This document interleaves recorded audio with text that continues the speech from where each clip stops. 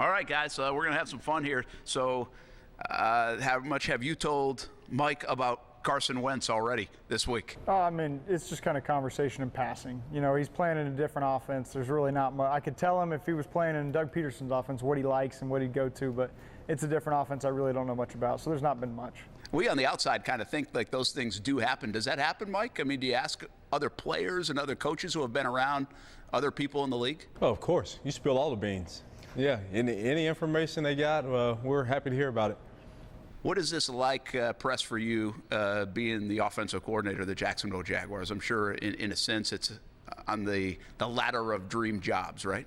Yeah, absolutely. I mean, a young quarterback, you know, getting to live in Jacksonville, our family living down here, it's been awesome. And working for a guy I know, that's kind of the ideal situation if you don't get a chance to be the play caller, of working for a guy you know really well, and because really you're trying to set him up for Sundays. You know, you're building the plan, communicating with him, making sure it matches his and Trevor's vision, and then you kind of just let it roll out there on Sunday.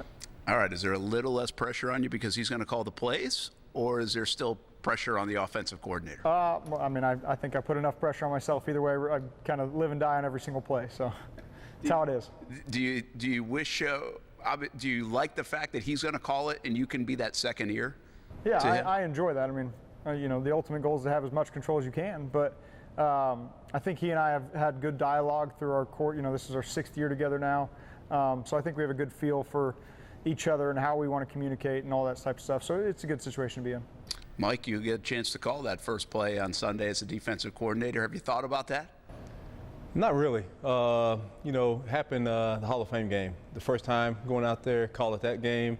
But as a position coach, you're always on the sideline thinking, what would you do with this position or this situation? And I've made a million calls. These will count on Sunday. What's a defensive call sound like? Don't give us the first one now against the Commanders, all right? I was about to give you the first one. You can go anywhere from Okie Jam, X Shoot, 51 double rack. I hope it's effective. Hopefully it works. Yours is a lot longer. Give us an example. It can get a lot longer at times. It depends if you have formations and motions, but you could F short to time bunch. You could go 63, while F showbiz white chief, kill it versus zone to 63 white fish or something like that. Like, it sounds expansive, but you're talking to a lot of guys and telling a lot of guys what to do. So in the huddle, are guys on the offensive side just listening to their key? Pretty much. I mean, you hope that they take it next level and they know the big picture of everything that's going on and how this thing plays out. But really, there's usually a couple of words that talk to each guy that they really need. How about you, Mike? How does that work on defense? It's the same way. You have trigger words and words that mean something to you, then something that doesn't mean anything to you, you try to block it out. But guys understand what words mean something to them, then they hear those and they understand what to do after that. You guys have worked with a lot of different players, and not to throw out SAT scores with guys, but you're working with a guy that went to an Ivy League school. It's got to be nice to relay something to him. He probably remembers it pretty well. It's really good. Anytime I'm making a call that doesn't come out the way it's supposed to come out, he can fix it on the field. So it's always good to have a signal caller that takes care of you.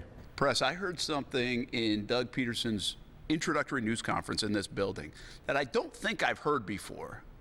That he said, listen, I'm going to call the plays, but if I don't feel like it's going well, I'll hand it over.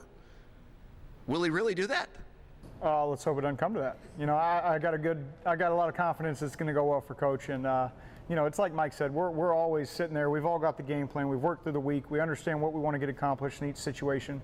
So, you know, I like to think everybody on the sideline would be able to take over if needed at any point in time, but Coach does a great job with it. Is that a common thing, though? I seriously don't remember somebody saying that, but I do think this is the first time we've had a coach around here actually calling plays, too. Yeah, you know, honestly, I don't know. In terms of working for Coach Peterson, I mean, he was kind of always that way. He's ready for input at any moment.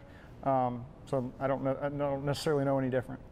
With your situation and Trevor and Doug in the room, I mean, who's coming up with the game plan? I mean, is it Doug, or is it a lot of input from a guy like Trevor? It's truly collaborative. You know, we want Trevor's input because ultimately Trevor's out there with the football having to make the decision. So he needs to believe in what we put together on the plan, and he needs to understand why it's there. So it's really collaborative and amongst a lot of offensive coaches as well. Everybody's kind of bringing input. They kind of have their areas of expertise as we build this whole thing together, getting ready for Sunday. Mike, how much is this league from your standpoint? You played in it, obviously, so you're trying to beat the other team. You're trying to beat your man. But from a coaching standpoint, are you trying to outwit the offensive coordinator? Really, you can try to do it, but this game's about players. And the team with the best players that execute the best, you're normally going to win. So you go out there and as coaches, you try to put them in the best position to make plays, but it's a player's game, and we go out there and let our players play. Do you know sometimes when you make a call and before the snap that it's going to really work, or it might not? Well, you can look at a certain formation through film study and see how they're protecting, and we should get home on this blitz if we call it at the right time. So there's a couple occasions where that does happen, but most of the time you call it out there and whatever happens, happens. Press, how much the last 6 weeks when you guys could most of the time going against yourselves, are you trying to work on your stuff, because that's what it's about, but also test Mike and what they're working on? Yeah, there's certain things. We had a lot of scripted periods where we're calling plays, they're calling plays, and we just kind of see what happens. And a lot of times you're trying to kind of reveal your own issues. Where do we need to clean this protection up? Where do we need to clean up this concept? But in the call-up periods, we're certainly trying to get after each other a little bit. I was going to say, same thing, Mike? Oh, yeah, definitely. They throw wrinkles in, and defensive, you're kind of reacting to what they do. You just want to make sure that you can handle any adjustment. There's occasions where you go out there and they hit you with something, you're like, dang, I wasn't expecting that. But, you bounce back, and it's always good to get out there and find out where your weaknesses are so you can try to protect those when you go forward. I think this franchise, at least in my 15 years here, hasn't had this many guys to potentially have the ball in their hands that other teams have to game plan for. It's debatable, I guess, but yeah. You have a lot of guys you can get the football to. Right. How much do you not sleep Tuesday, Wednesday, Thursday, putting together those things like, let's get this guy in this situation, because we have a lot of options? Yeah, that's certainly part of it. At any given time you can have 5 eligibles. We want all the 5 guys to be a true option for the quarterback and work their zones, whatever that is, to stress coverage. But at the same time, you want to be conscious of, is this guy getting enough targets? The ball is going to go where the defense dictates the ball should go based on a play, but you kind of design some things where, all right, if this hits the right coverage, the ball is going to go to so-and-so, or, we're conscious of that, certainly. I think of, on my way over here, what am I going to ask Mike and Press, and how are we going to have fun with this segment, right? I think about it, whatever we might do, when I'm eating breakfast in the morning. How much do you think about what you're going to do against the Commanders or your next opponent on like a daily basis, even when you're not here? Oh, it's all the time. It's on your mind all the time. You're having this thought. You're thinking about situations that showed up on film. You're wondering, did I watch enough film? Have I gone back to 2021 to find out what they did then? Just any situations you can come up with, they're going through your head. So you're always thinking about it. But at the end of the day, we come together as a group and we get a plan, get behind that plan, and go forward. All right, wrapping up. There's plenty of reason to be bullish about his defensive unit. We saw it in the preseason. That front 7 looked good. The corners, I think you can say a lot about. How good is his defense? They're really good. They're really talented, and we're glad they're on our side come Sunday. They obviously gave us a lot of issues throughout the spring and throughout training camp, so it's going to be good that we're all wearing the same jersey, all rooting for each other now. And obviously you got a franchise quarterback on the other side, Mike, and you got this tandem at running back, Christian Kirk and Marvin Jones and Zay Jones, and a lot to plan for if you were planning for this offense. How good can that side of the ball be this year for the Jags? It'd be a lot of sleepless nights trying to figure out how to stop them. You have a quarterback that he spits it real well. He can throw it where other guys can't throw it.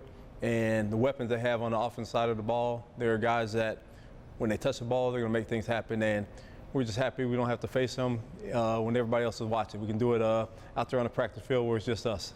All right, one last one. This is a high-pressure job, obviously, day in, day out. Knuckleheads like us talk about it, break it down, even if we don't know what we're talking about. Do you guys have fun inside the offices, inside the meeting rooms? Are there a lot of smiles, laughs, especially when you're 0-0? Yeah, absolutely. We've all chosen this because we love this game, and we just wanted to continue to be a part of it. We've built Doug's built a staff here that the guys really enjoy getting along together, offense, defense, special teams, all of it. Everybody likes hanging out together, and we're doing what we love to do. If we were at home, we'd be watching. We're going to go home and watch Thursday Night Football tonight. So that's what we like to do, so we enjoy talking about it. Everybody has fun doing it together. Mike? I say the same thing. It's a job that you grown up enjoying all your life. You're just out there and you love coming to work to be able to influence the younger guys. And we sit in meetings sometimes, and it's not always football. We can talk about the topic of the day. The players, I'm getting older now, the players that keep me young by the craziness they talk about, the things that matter to them. So, it's fun, but at the end of the day, we're out there, we're doing something we love, and we're going to continue to do it and hopefully have a bunch of success. Playing's still more fun. Oh, yeah, always. Always. Now, waking up Monday morning, probably not, but, every now and then you get the urge that, dang, I wish I had one more time.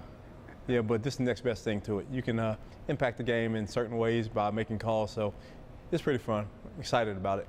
Good luck this season, guys. Thanks. Thank you. Appreciate the time. On game day, all of Duval knows where to go for all things Jags. CBS 47 and Fox 30, your official station of your Jacksonville Jaguars. Come on, you see the logo. The official, babe. Exclusive interviews. From the studio to the sideline. Now that's official. And in the locker rooms. Yup, we're that official. Join the official station of your Jaguars for Countdown to Kickoff.